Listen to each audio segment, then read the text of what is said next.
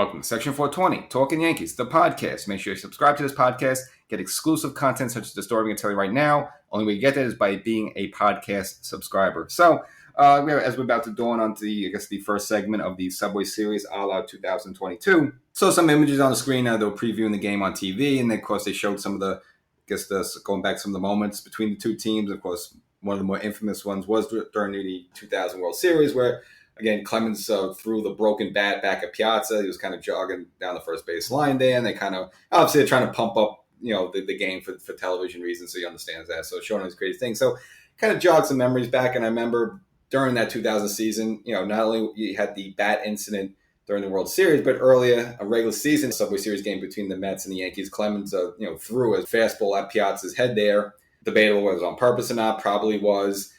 Luckily, this, for Piazza, actually hit the front bill part of the helmet, not exactly flush on the side of the head. Otherwise, not to be rhyming here, you would have been dead, from a hit in the side of the head. But he actually was at that game, and this kind of brought back some memories of being there and kind of the build up to it. So a little backstory in terms of how I actually was able to get a ticket for that game. Now, what most people don't remember is that game was actually part of a doubleheader. It was a Saturday day-night doubleheader where the day game was played at Shea Stadium, and then both teams took the buses and drove over to Yankee Stadium for the nightcap, because, that nightcap was a rain delay makeup game, so when both teams faced each other a month earlier. And I actually ended up getting a ticket to that game, and I found a bunch of extra tickets, and I'll kind of tell you that whole story there. So when Clemens came to the Yankees, 99, Piazza owned him. He took him deep a couple times in 99. Also, in their first meeting in June, it was a weekend series. It was going to be 9th, 10th, and 11th, June of 2000. And I believe it was the first game, the Friday night game. Piazza, this is now 2000. Piazza also took Clemens deep. And it was a game that the Mets blew the Yankees out. And I remember Clemens walked off the mound, even though he was at home at Yankee Stadium, just got booed loudly. It got probably a low point for Clemens, and I'm sure he had that back in his mind when those two face each other a month later. So after that game, it was the last game was going to be a rubber game. A Sunday game was going to be the rubber match. I think the Yankees won the next night. So that series right then was 1-1. So it came to the Sunday game where I had tickets, and me, like about three other people, went to the game. And I believe Cone started the game. And then around the third inning, it just started raining like cats and dogs.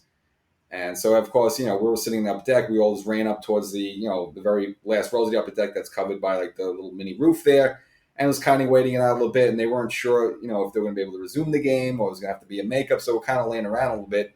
And as we're up there, like being protected from the rain, we looked on the floor, on the floor, and saw a ticket stub. And then we got the idea, hey, you know what? If this game gets rained out, it's going to be a makeup game.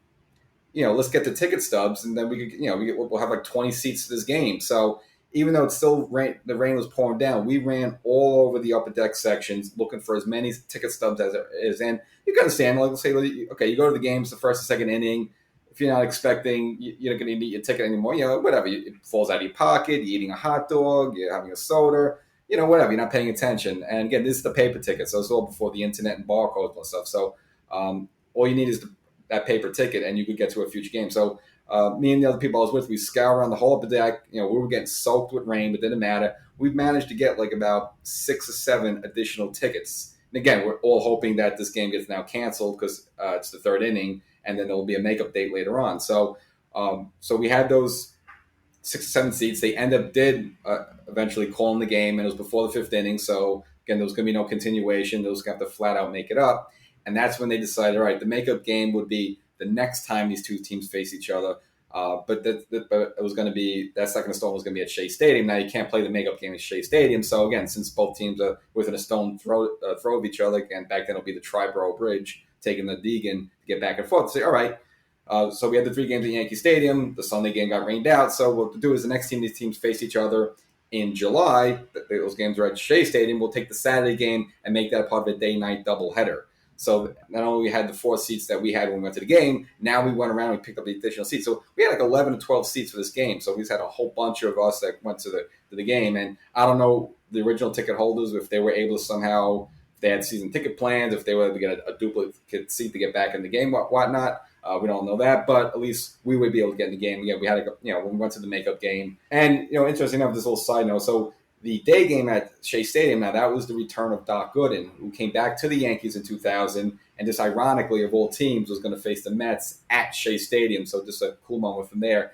And if you remember Doc Gooden, he came to the Yankees in '96, kind of got off to a bad start, and it was, maybe they were thinking that maybe, hey, look, he's not going to make it, and the Yankees are going to cut him. Throws the no-hitter against the Seattle Mariners, a great, team of this, Edgar Martinez and Ken Griffey Jr. and Jay Buhner and all these tough hitters, and Doc throws the no-hitter there, Jeter catching the last out of that. And Doc had a decent season for the Yanks in '96.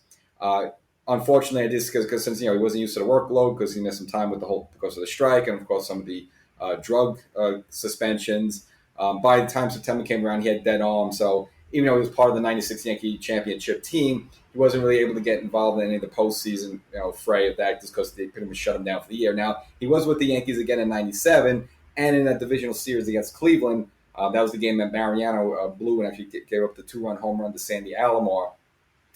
Doc started that game, and he pitched pretty well. He gave the Yankees 7 innings. He only gave up one. I think he gave up a home run to David Justice, but that was it. It was actually fabulous, and it was good to see him have that moment in the postseason because he didn't get to experience that in '96. But unfortunately, as we know, the Yankees fell to Cleveland in that '97 season. But getting back to the story, so from there, Doc kind of bounced around a little bit. It was with Cleveland, I think, as well as in his hometown Tampa Bay Rays, and then it was kind of out of baseball. And then I guess in 2000, for some reason, the Yankees found something in him.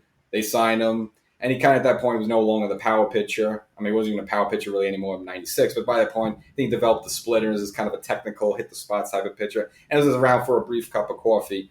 But again, he would start that Saturday game. Now, he would pitch effectively. The Yankees would win that Saturday game. And now it was for the nightcap, the rain-out makeup game, which I had a ticket to. And then, again, we bought a whole bunch of people because we had all those ticket stubs we found in the rain. And luckily, the rain didn't damage them too much. So we're in there. So I remember sitting up. I was up at deck, probably towards the third base side. Now, here's the thing: I didn't actually, I saw the at bat, but I didn't actually see the pitch that Clemens hit Piazza with. I just heard a thud, and I think I was sitting on an aisle seat, and it was like one of those metal handbars in my way, and maybe my head was down a little bit, just maybe wasn't paying attention as much. But I heard the crack of the helmet, and there's a little oohs and ahs from the crowd afterwards. So I didn't see it, but I heard it. And then, of course, Piazza was laid out on the floor. We all know the whole biz. And, again, fortunately, it wasn't as, could have been much worse, let's put it that way. And the Yankees would go on to win that game. And, again, it just, just seeing some of those highlights on the TV, the build for the Subway Series, again, it just kind of remember that night. I remember, again, not as much as I remember that night, I remember the month before just going around in the rain and try to get as many ticket stubs as we can, just so we could get a big crowd of us into that game. And, of course, the Yankees win that Saturday game. They would go and win, of course, the 2000 World Series.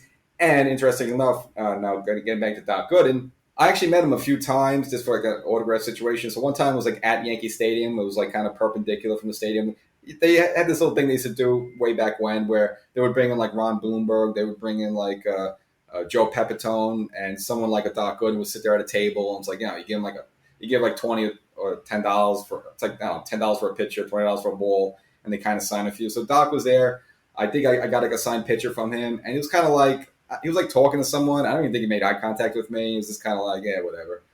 He was kind of in the middle of a conversation. He might have said, I don't know if he shook my hand or not. I can't remember. But good thing, a couple of years later, I got to see him a second time. So he was near me, a local community bank, actually my bank. He was going to make an appearance there, just, obviously try to get new customers and whatnot. So I got to see him a second time. And that time was actually much better. I bought a bunch of stuff. When you get there, you had a photo. Either you wanted him as a Met or a Yankee. So you pick your photo. And then he would sign any extra stuff you would bring. So I bought a '96 Yankee team poster that he was a part of. He signed that. And I also bought the Daily News. When the Yankees won the World Series against the Mets after Game 5, the next day, that Daily News paper actually saved it. I got him to sign that too, to say, hey, this is the 2000 team where you came back. And he was very cool with me. He took a picture with me. So, the second time meeting was much more pleasantable. The first time, whatever, I don't know, it was just whatever, just signing autographs at the table. So that's my little Roger Clemens Subway Series story there for you.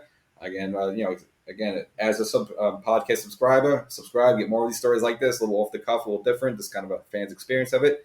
And we'll see how these Yankees do against these Mets. Catch you later.